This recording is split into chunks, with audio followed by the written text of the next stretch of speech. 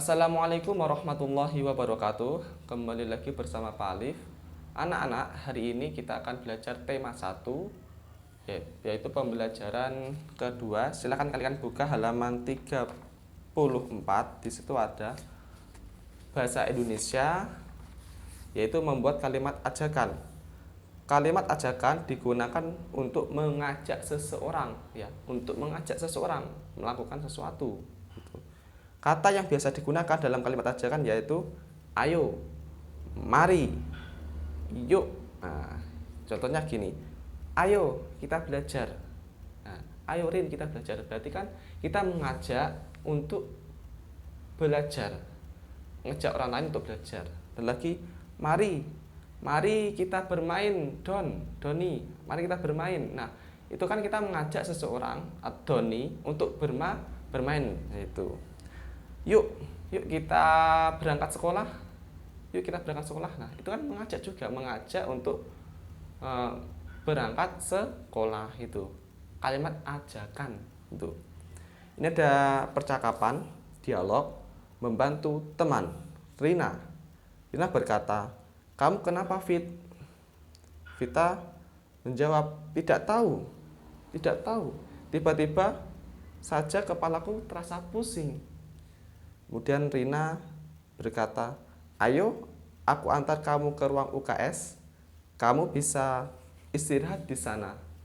Vita menjawab, "Terima kasih, Rin." Nah, di sini ada kalimat percakapan, kalimat ajakan. Yang mana? Yang ini, Rina ini.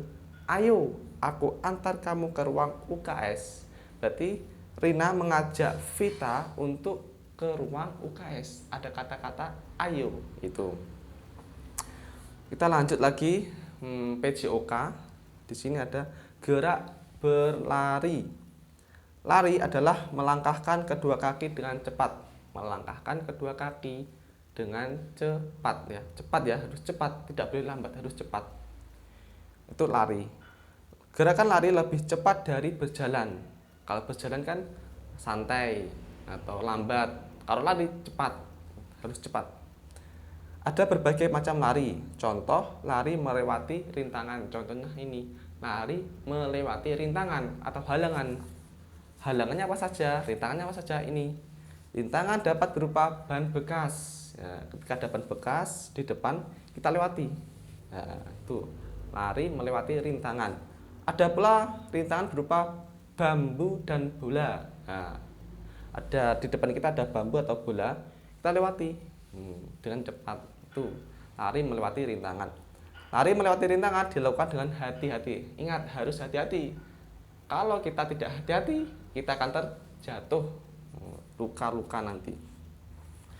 Selanjutnya kita beralih ke PPKN. Sila pertama dan sila kedua Pancasila. Masih ingatkah kemarin? Sila pertama yaitu ketuhanan yang Maha Esa. Sila kedua kemanusiaan yang adil dan beradab dalam permusyawaratan penuh. Nah, ini kemanusiaan yang adil dalam kemanusiaan yang adil dan beradab ini. Sila pertama berbunyi ketuhanan yang Maha Esa. Oke ya. Sila pertama berlambang gambar bintang emas. Sila pertama menjadi dasar hidup rukun antar umat beragama. Menjadi dasar hidup rukun antar umat beragama ya. Islam, Hindu, Kristen, dan sebagainya, itu harus hidup rukun. Nah, ini ada contoh pengamalan sila pertama Pancasila. Pertama, tidak mengganggu agama lain. Kita Muslim, seorang Muslim itu tidak boleh mengganggu agama orang lain, tidak boleh mengganggu agamanya orang Kristen, tidak boleh mengganggu agamanya orang Hindu ya. Ketika mereka beribadah, kita tidak boleh mengganggu, biarkan ya. Mereka punya agama sendiri, kita punya agama sendiri ya. Kita tidak boleh mengganggu, saling menghargai.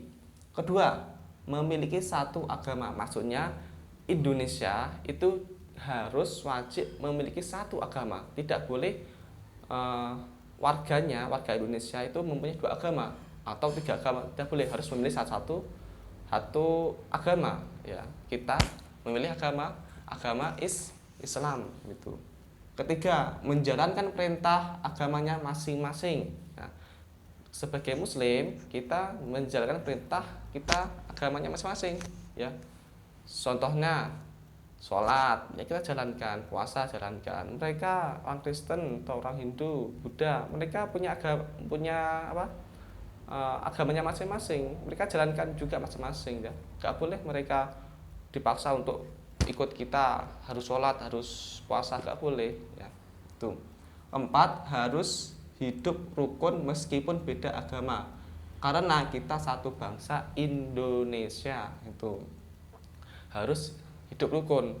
Beda, meskipun kita berbeda agama, kita harus hidup rukun. Karena apa? Karena kita satu bangsa Indonesia, ya.